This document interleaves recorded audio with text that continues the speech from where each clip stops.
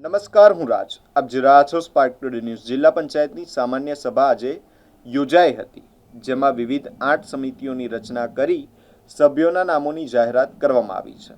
તાજેતરમાં યોજાયેલી જિલ્લા પંચાયતની ચૂંટણી બાદ પ્રમુખ, ઉપપ્રમુખ અને કારોબારી ચેરમેનની નિમણૂક કરવામાં આવી હતી. જોકે સ્વર્ગસ્થ ધારાસભ્ય યોગેશ પટેલ અને ચોથા વર્ગના સભ્યોના અવસાનને પગલે અગાઉની સામાન્ય સભા મુલતવી રાખવામાં આવી હતી.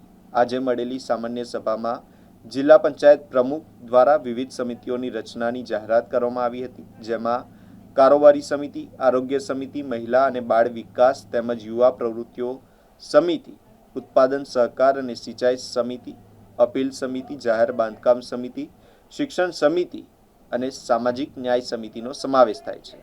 સમિતિઓની રચના સાથે જિલ્લા વિકાસના વિવિધ ક્ષેત્રોમાં કામગીરીને વધુ ગતિ મળશે તેવી આશા વ્યક્ત કરવામાં આવી રહી છે. આજની મળેલી સામાન્ય સભામાં વિવિધ કુલ 8 સમિતિઓની રચના કરવામાં આવી છે. કારોબારી સમિતિ, સામાજિક ન્યાય સમિતિ, શિક્ષણ સમિતિ, જાહેર આરોગ્ય સમિતિ, બાંધકામ સમિતિ, અપીલ સમિતિ, ઉત્પાદન સહકાર અને સિંચાઈ સમિતિ, બાળ મહિલા અને વિકાસ યુવા પ્રવૃત્તિ સમિતિ દ્વારા ચેરમેનની પસંદગી કરવામાં આવશે અને સમિતિ જિલ્લાના વિકાસ માટે કામ કરશે.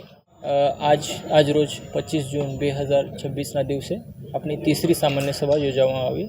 એમાં વિવિધ સમિતિઓ જેવા કે 8 સમિતિઓ, શિક્ષણ સમિતિ, સામાજિક ન્યાય સમિતિ એવા 8 સમિતિઓને મેમ્બર્સ જેવી કે સદસ્યોને નિમણૂક કરવામાં આવી છે.